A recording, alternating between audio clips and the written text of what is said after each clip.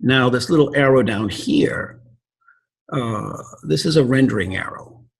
And when we click render, it will give us our file name and append an MP4, an MPEG-4.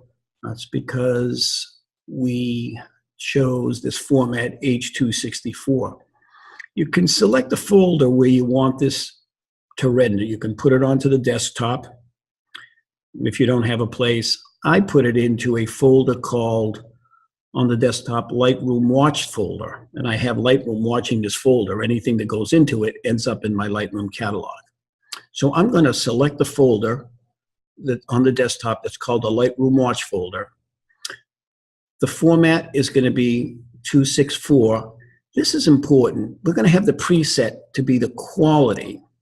You can select many different codecs here, but we're going to say high quality, and we're going to leave it at the document size. And the nice thing is it takes the size of the photo clips. In this case, that's pretty big, 3,000 by 2,000. And it will render it. And the frame rate, I'd like to put the frame rate to 25. We're using stills. It doesn't matter. You can put it what you want. I'd like 25. And that's it. And we will select all the frames. Now, when I hit render, this is now going to take the music and the videos and render this into an MPEG-4 file. Now, if you folks saw this, these are pretty big files. I went in at 3,000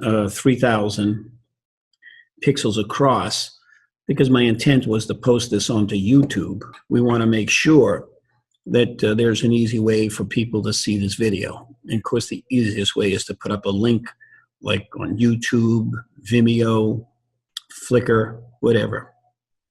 The nice thing about choosing the document side, it's a one-to-one rendering, which is very important. Once you're putting a lot of transitions and everything on here, you'll really appreciate the one-to-one rendering.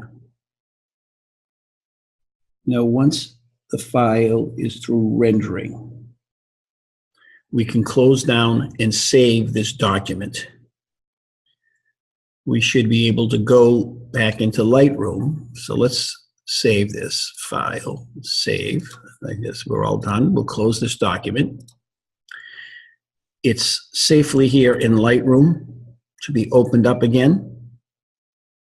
See this? I'm going to show you something. If we right mouse click and then say edit in Photoshop, edit the original. This is pretty much where we left it off. However, if I stop in the middle of a dissolve and say File, Save, the nice part, when we go back to Lightroom, it shows, and it's very easy to see that it's a video file. Let's go find our file. And if I go find the file, and of course, if I click it, I can play it. That's a pretty big file. I'm not sure how.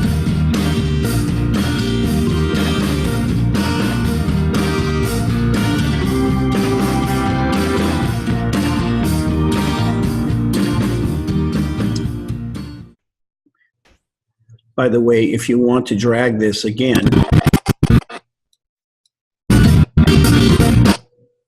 at any given point, we can pull this down and say set as poster frame and then hit enter. So now when we go back and look at it, we'll know it's our video. Well, now let's send this up to YouTube.